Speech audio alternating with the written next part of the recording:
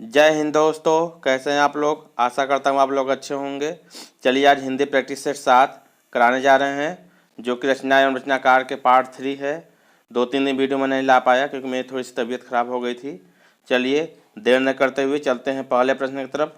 तो पहला प्रश्न है, कामायनी किस प्रकार का ग्रंथ है? खंड काव्य, मुक्तक काव्य, महाकाव्य या चंपू काव्य? तो बताइए कामायनी किस प्रकार का ग्रंथ है? तो इसका सही आंसर हो जाएगा महाकाव्य।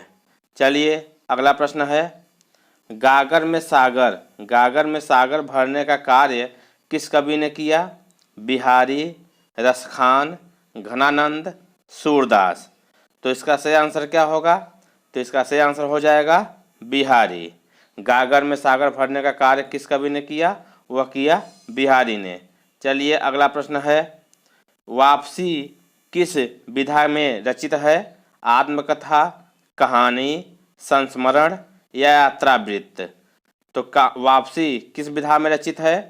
तो इसका सही आंसर क्या होगा? तो इसका सही आंसर हो जाएगा कहानी। चलिए अगला प्रश्न है, फणीश्वरनाथ रेणु से संबंध सही प्रदेश का नाम बताइए। फणीश्वरनाथ रेणु से संबंध सही प्रदेश का नाम बताइए। महाराष्ट्र, बिहार, हिमाचल प्रदेश, उत्तराखंड या उत्तरांचल? तो बताइए इसका सही आंसर क्या होगा? तो इसका सही आंसर हो जाएगा बिहार। फणीश्वरनाथ रेणु का संबंध किस प्रदेश से है? वह है बिहार से। चलिए अगला प्रश्न है, विद्यापति की पदावली की भाषा क्या है? मैथिली, ब्रजभाषा, भोजपुरी, मगही? तो विद्यापति की पदावली की भाषा क्या है? तो बताइए इसका सही आंसर क्या होगा? तो इसका सही आंसर हो जाएगा मैथिली। विद्यापति की पदावली की भाषा क्या है? वह है मैथिली। चलिए अगला प्रश्न है, बिहारी किस राजा के दरबारी कवि थे? महाराणा प्रताप, शिवाजी, जय सिंह या तेज सिंह? तो बताइए इसका सही आंसर क्या होगा? तो इसका सही आंसर हो जाएगा तेज सिंह। चलिए अगला प्रश्न है, शेष कादंबरी के रचयिता कौन है? नरेश मेहता, हजारी प्रसाद द्विवेदी, बाणभट्ट, अलका सरावगी? तो बताइए शेष कादंबरी के रचयिता कौन है? तो इसका सही आंसर हो जाएगा अलका सरावगी। चलिए अगला प्रश्न है, राग दरबारी उपन्यास के रचयिता कौन है? राही मासूम रजा, श्रीलाल शुक्ल, बाणभट्ट, अलका सरावगी? तो बताइए राग दरबारी उपन्यास के रचयिता कौन है? तो इसका सही आंसर हो जाएगा श्रीलाल शुक्ल। चलिए अगला प्रश्न है, पूस की रात कहानी के रचनाकार कौन है? पूस की रात कहानी के रचनाकार कौन है? प्रेमचंद, शिवपूजन सहाय, निराला, प्रसाद? तो बताइए पूस की रात कहानी के रचनाकार कौन है? तो इसका सही आंसर हो जाएगा पूस की रात। तो इसका सही आंसर क्या होगा? इसका सही आंसर हो जाएगा प्रेमचंद। चलिए अगला प्रश्न है, ध्रुव स्वामिनी नाटक रचयिता कौन है? प्रेमचंद, शिवपूजन सहाय, जयशंकर प्रसाद या प्रसाद? तो बताइए इसका सही आंसर क्या होगा? तो ध्रुव स्वामिनी नाटक रचयिता कौन है? तो हैं जयशंकर प्रसाद। चलिए अगला प्रश्न है, कविता क्या है निबंध के रचनाकार हैं? कविता क्या है निबंध के रचनाकार कौन है? महावीर प्रसाद द्विवेदी, शिवपूजन सहाय, रामचंद्र शुक्ल या प्रसाद? तो बताइए कविता क्या है निबंध के रचनाकार कौन है? तो इसका सही आंसर हो जाएगा रामचंद्र शुक्ल। चलिए अगला प्रश्न है, गंगा छवि वर्णन कविता के रचनाकार कौन है? गंगा छवि वर्णन कविता के रचनाकार कौन है? महावीर प्रसाद द्विवेदी, शिवपूजन सहाय, भारतेंदु हरिश्चंद्र या हरिऔध? तो बताइए इसका सही आंसर क्या होगा? तो इसका सही आंसर हो जाएगा भारतेंदु हरिश्चंद्र। चलिए अगला प्रश्न है, अनाम दास का पोथा उपन्यास के रचयिता हैं? महावीर प्रसाद द्विवेदी, शिवपूजन सहाय, हजारी प्रसाद द्विवेदी या हरिऔध? तो बताइए अनाम दास का पोथा उपन्यास के रचयिता कौन है? तो इसका सही आंसर हो जाएगा हजारी प्रसाद द्विवेदी। चलिए अगला प्रश्न है, भिक्षुक कविता के रचयिता हैं? प्रसाद, शिवपूजन सहाय, हजारी प्रसाद द्विवेदी, निराला। तो बताइए इसका सही आंसर क्या होगा। भिक्षुक कविता का रचयिता कौन है, तो इसका सही आंसर हो जाएगा निराला। तो जो लोग चैनल पर नए हो प्लीज़ चैनल को जरूर सब्सक्राइब कर लीजिएगा, बेल आइकन प्रेस कर लीजिए एवं शेयर भी कर दीजिएगा। और जो लोग सब्सक्राइब किए हैं उन लोग प्लीज़ एक बार वीडियो को जरूर शेयर कर दीजिए। वीडियो आप लोग पूरा देखिए क्योंकि सभी प्रश्न इम्पॉर्टेंट हैं, सब एग्जाम में आए हुए प्रश्न हैं। तो अगर आप पूरा वीडियो देखेंगे तो आप लोगों को ज़्यादा बेनिफिट होगा। चलिए अगला प्रश्न है,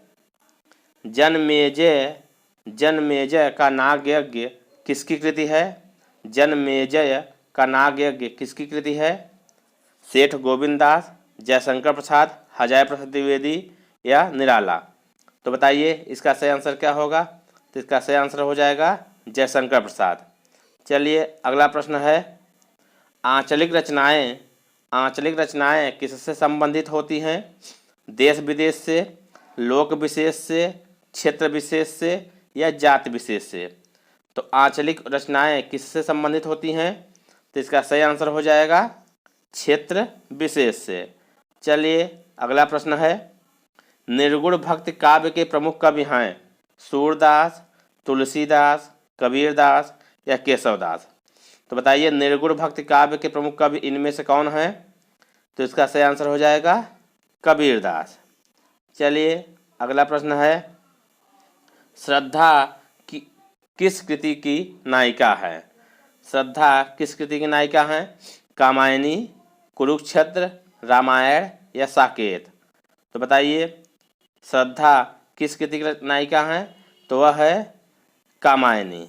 चलिए अगला प्रश्न है, भूषण की कविता का प्रधान स्वर है। क्या है, व्यंग्यात्मक, प्रशस्तिपरक, श्रृंगारिक या कारुणिक। तो इसका सही आंसर क्या होगा, तो इसका सही आंसर हो जाएगा प्रशस्तिपरक। चलिए अगला प्रश्न है, अपभ्रंश में किस काव्य के प्रणेता हैं। पुष्पदंत, शालिभद्र सूरी, स्वयंभू या हरिभद्र सूरी। तो बताइए अपभ्रंश में कृष्ण काव्य के प्रणेता कौन है, तो वह हैं पुष्पदंत। चलिए अगला प्रश्न है, प्रथम सूफी प्रेमाख्यान काव्य के रचयिता कौन है। नूर मोहम्मद, शालिभद्र सूरी, मुल्ला दाऊद या हरिभद्र सूरी। तो बताइए प्रथम सूफी प्रेमाख्यान काव्य के रचयिता कौन है, तो हैं मुल्ला दाऊद। चलिए अगला प्रश्न है, हिंदी के प्रथम गद्यकार कौन है। राजा शिव प्रसाद, सितारे हिंद, लल्लू लाल, भारतेंदु हरिश्चंद्र या बालकृष्ण भट्ट। तो बताइए हिंदी के प्रथम गद्यकार कौन है, तो इसका सही आंसर क्या होगा, तो इसका सही आंसर हो जाएगा लल्लू लाल। हिंदी के प्रथम गद्यकार कौन है, वो हैं लल्लू लाल। चलिए अगला प्रश्न है, हिंदी के सर्वप्रथम प्रकाशित पत्र का नाम क्या है। सम्मेलन पत्रिका, उदंड मार्तंड, सरस्वती या नागरी प्रचारणी पत्रिका। तो बताइए इसका सही आंसर क्या होगा। हिंदी के सर्वप्रथम प्रकाशित पत्र का नाम क्या है, तो यह है उदंड मार्तंड। चलिए अगला प्रश्न है, छायावाद के प्रवर्तक का नाम क्या है। इनमें से सुमित्रानंदन पंत, श्रीधर पाठक, मुकुटधर पांडे या जयशंकर प्रसाद। तो बताइए छायावाद के प्रवर्तक का नाम क्या है, तो इनमें से सही आंसर हो जाएगा जयशंकर प्रसाद। चलिए अगला प्रश्न है, रामधारी सिंह दिनकर को भारतीय ज्ञानपीठ पुरस्कार प्राप्त हुआ। रश्मिमर्थी पर या परशुराम की प्रतीक्षा पर या कुरुक्षेत्र पर या उर्वशी पर। तो बताइए इसका सही आंसर क्या होगा, तो इसका सही आंसर हो जाएगा उर्वशी पर। चलिए अगला प्रश्न है, हिंदी साहित्य के इतिहास के सर्वप्रथम लेखक का नाम बताइए, यह कौन है। जॉर्ज ग्रियर्सन, शिव सिंह सेंगर, आचार्य रामचंद्र शुक्ल या गारसा द तासी। हिंदी साहित्य के इतिहास के सर्वप्रथम लेखक का नाम पूछा गया है, तो बताइए इसका सही आंसर क्या होगा, तो इसका सही आंसर हो जाएगा गारसा द तासी। चलिए अगला प्रश्न है, बेताल पचीसी बैताल नहीं है, बैताल होगा।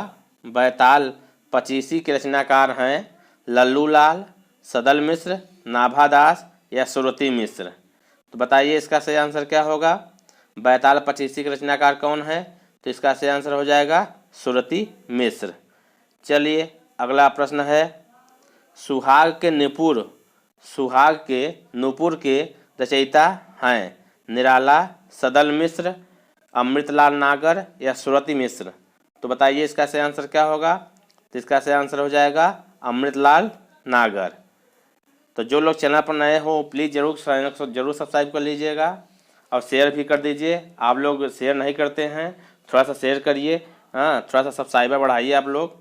चलिए संस्कृत के 4 अध्याय किसकी रचना है, रामधारी सिंह दिनकर, भगवती चरण वर्मा, माखनलाल चतुर्वेदी या सुभद्रा कुमारी चौहान। तो संस्कृत के 4 अध्याय किसकी रचना है, तो बताइए इसका सही आंसर क्या होगा। तो इसका सही आंसर हो जाएगा रामधारी सिंह दिनकर। रामधारी सिंह दिनकर संस्कृत के 4 अध्याय रचना है। चलिए अगला प्रश्न है, झरना काव्य संग्रह के रचयिता हैं सोहनलाल द्विवेदी, महादेवी वर्मा, जयशंकर प्रसाद या सुभद्रा कुमारी चौहान। तो बताइए इसका सही आंसर क्या होगा। तो इसका सही आंसर हो जाएगा जयशंकर प्रसाद। झरना काव्य संग्रह के रचयिता कौन है, वो हैं जयशंकर प्रसाद। चलिए अगला प्रश्न है, तोड़ती पत्थर कविता के कवि कौन हैं, सुभद्रा कुमारी चौहान, महादेवी वर्मा, सूर्यकांत त्रिपाठी निराला या माखनलाल चतुर्वेदी। तो बताइए इसका सही आंसर क्या होगा। तो इसका सही आंसर हो जाएगा सूर्यकांत त्रिपाठी निराला। चलिए अगला प्रश्न है, निम्नलिखित में से सबसे पहले अपनी आत्मकथा हिंदी में किसने लिखी, श्याम सुंदर दास, जयशंकर प्रसाद, हजाय प्रसाद द्विवेदी या राजेंद्र प्रसाद। तो बताइए निम्नलिखित में सबसे पहले अपनी आत्मकथा हिंदी में किसने लिखी। तो इसका सही आंसर क्या होगा।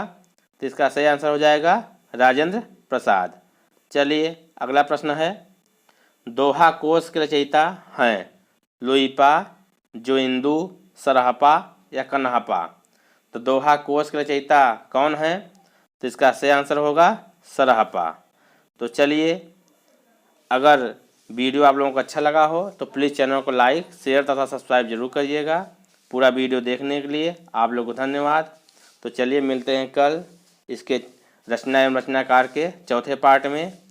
तब तक के लिए जय हिंद।